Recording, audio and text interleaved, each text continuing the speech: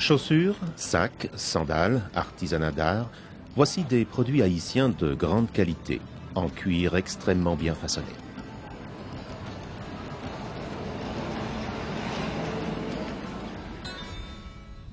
Le cuir est obtenu à partir de dépouilles d'animaux. Ces peaux fraîches, qui sont putrescibles, sont tout d'abord tannées, traitées à l'aide de tanins minéraux ou végétaux pour être transformées en cuir, qui, lui, se conserve longtemps. Les peaux fraîches sont d'abord trempées dans un bain d'eau chaude pour être ramollies.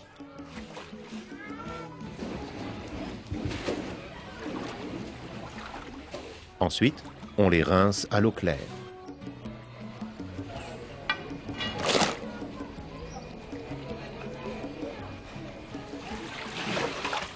Ainsi préparées, les peaux doivent ensuite être parfaitement nettoyées, on dit débourrées, pour enlever soigneusement tous les poils et la graisse.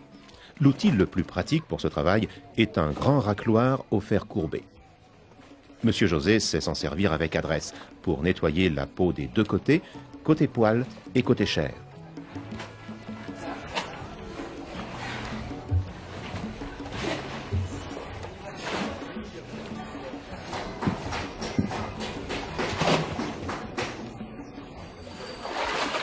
Le tannage minéral au sel de chrome est utilisé surtout pour produire des cuirs particulièrement souples et résistants. Ce procédé de tannage ne dure que quelques heures.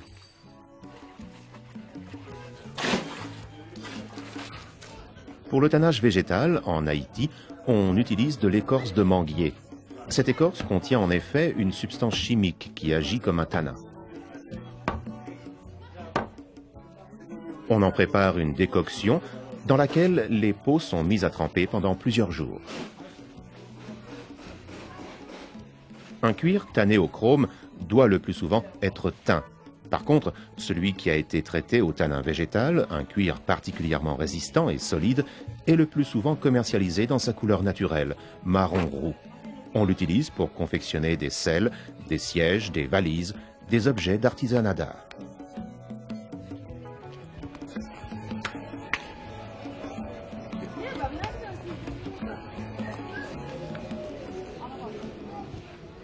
Des chaussures en cuir, des chaussures particulièrement fines.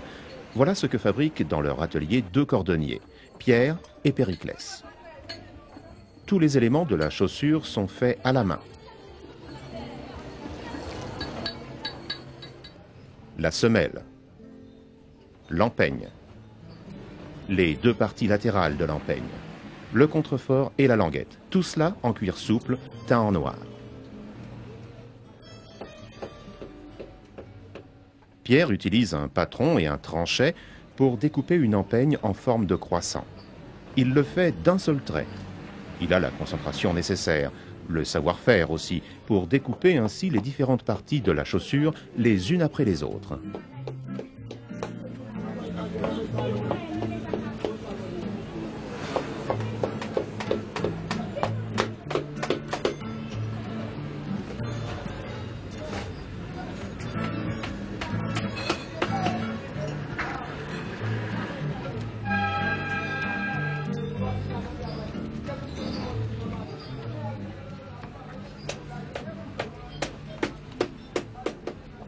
Ensuite, il faut amincir les bords de la pièce de cuir, du côté de la fleur, le côté rugueux, pour qu'il ne soit pas trop épais lors du montage.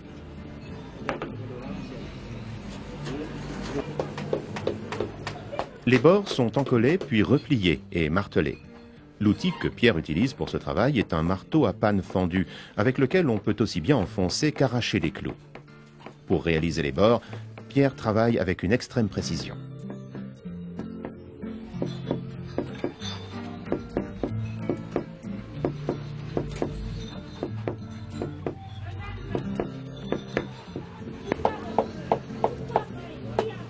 Ainsi bordurées, les différentes parties de la chaussure sont assemblées à la machine à coudre.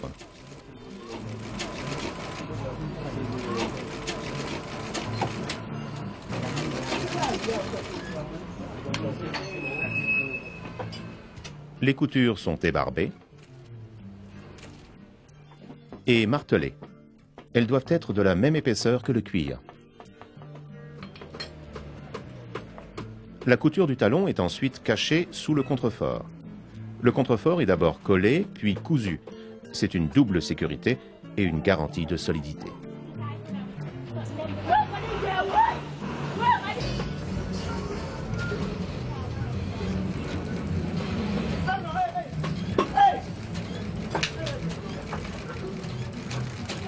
C'est tout l'art du cordonnier que d'assembler les parties de la chaussure avec la plus grande précision possible.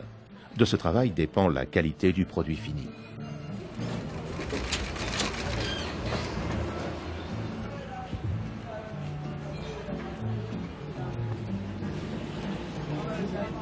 Et tout va finalement très vite. D'un seul coup, l'empeigne et ses deux parties latérales ne font plus qu'un. On peut même déjà marquer l'emplacement des œillets pour les lacets.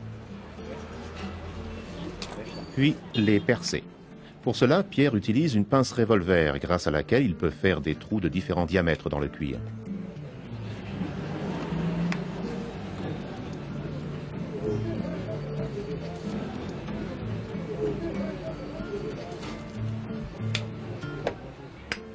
Voilà, le dessus de la chaussure est terminé. Maintenant, c'est à Périclès de jouer.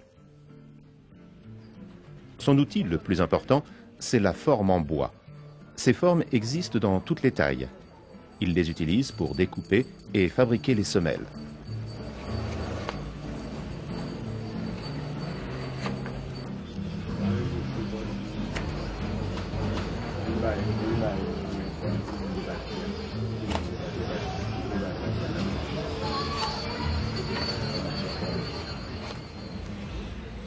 Il en a besoin aussi pour tendre le dessus de la chaussure avant de le fixer de façon provisoire.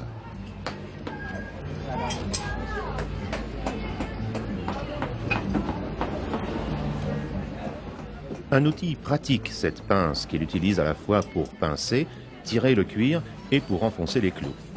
La pince de cordonnier permet de ne pas avoir à changer constamment d'outil pendant le travail.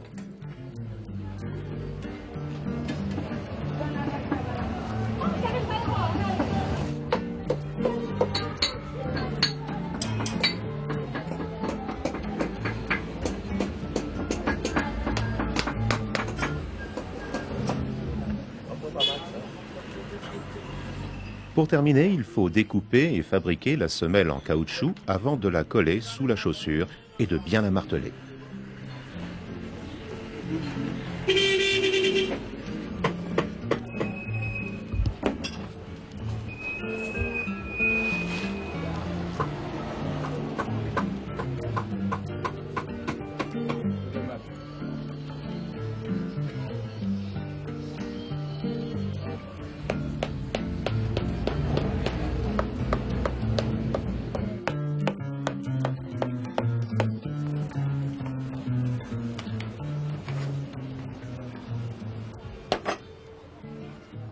La forme en bois peut alors être enlevée et la chaussure, une chaussure de qualité, est terminée.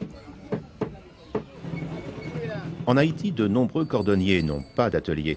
Ils exercent leur métier dans la rue. C'est dans la rue qu'ils réparent les chaussures et qu'ils les fabriquent.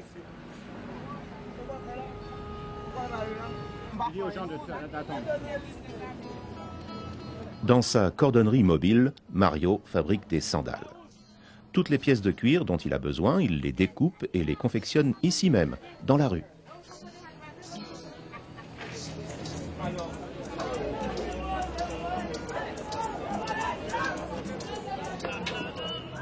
C'est tout un art que de réaliser le dessus tressé d'une sandale.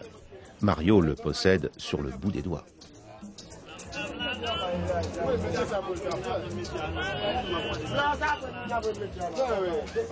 Il utilise aussi, bien sûr, les outils traditionnels du cordonnier.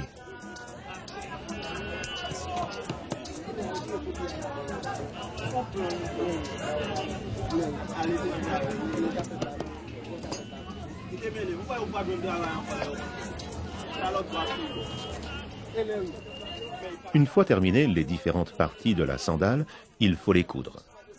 Pour cela, Mario se rend à l'atelier de Pierre. Un service qu'il doit payer, bien entendu, mais cette solution lui permet de ne pas devoir acheter sa propre machine à coudre.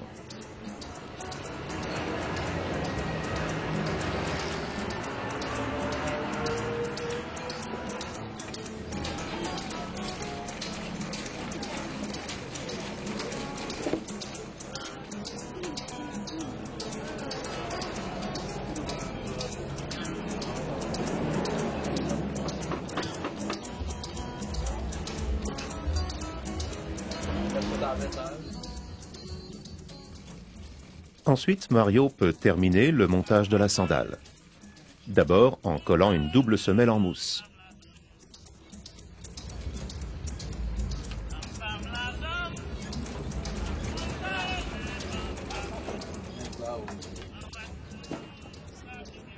Ensuite, le dessus en cuir est tendu sur la forme en bois.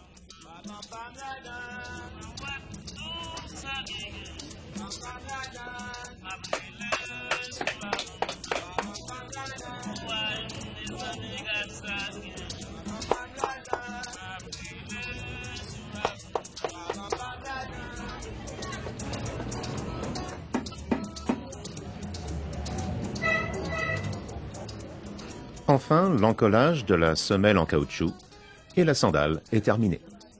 Un produit apprécié partout dans le monde, mais aussi en Haïti.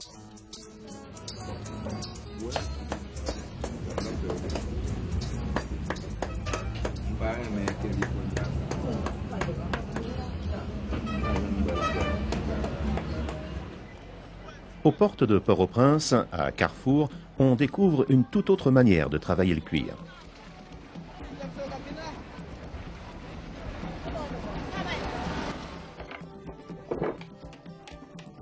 Un groupe de jeunes artistes fabrique des masques en cuir. Leur outil principal, une forme en ciment, est fournie par un voisin. Jean-Robert Louis travaille tout simplement chez lui, à la maison. À partir d'une pâte malléable à base de ciment, il façonne des visages. Ce sont eux qui donneront plus tard leur expression aux masques de cuir.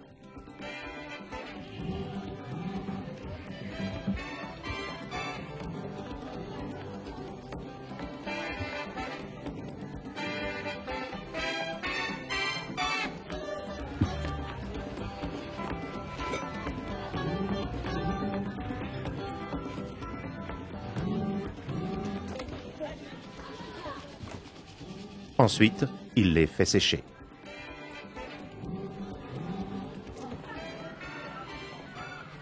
Une fois secs, il les lisse et leur donne un dernier fini avant de les vendre à l'atelier des artistes sur cuir, Eddy et Bertoldi. À l'atelier, le visage de ciment est recouvert de cuir légèrement humidifié. Alors le cuir devient lui-même visage.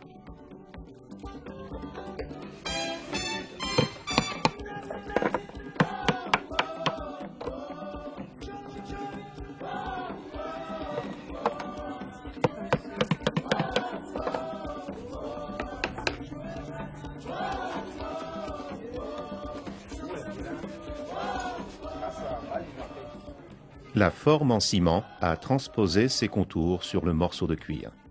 Il s'agit de cuir marron, un cuir tanné dans un bain végétal.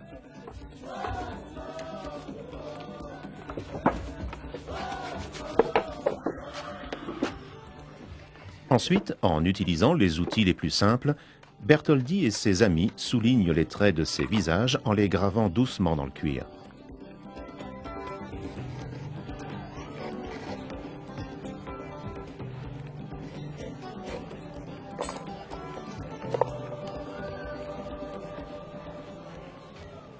Légèrement humidifié, le cuir est façonnable à volonté. On peut lui donner toutes les formes imaginables. Exposé au soleil, le masque sera séché et deviendra dur comme pierre.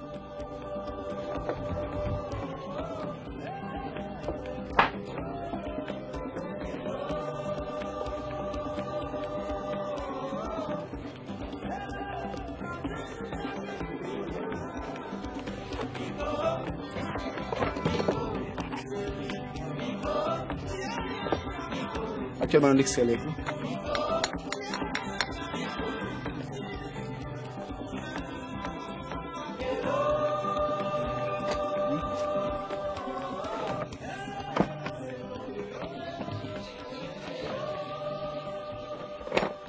La finition. L'artiste corrige les ultimes détails.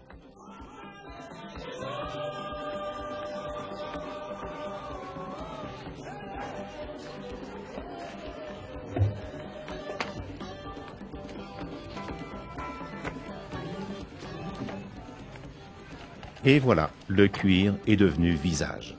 Un masque qui trouve de nombreux amateurs, pas seulement en Haïti, mais aussi un peu partout dans le monde.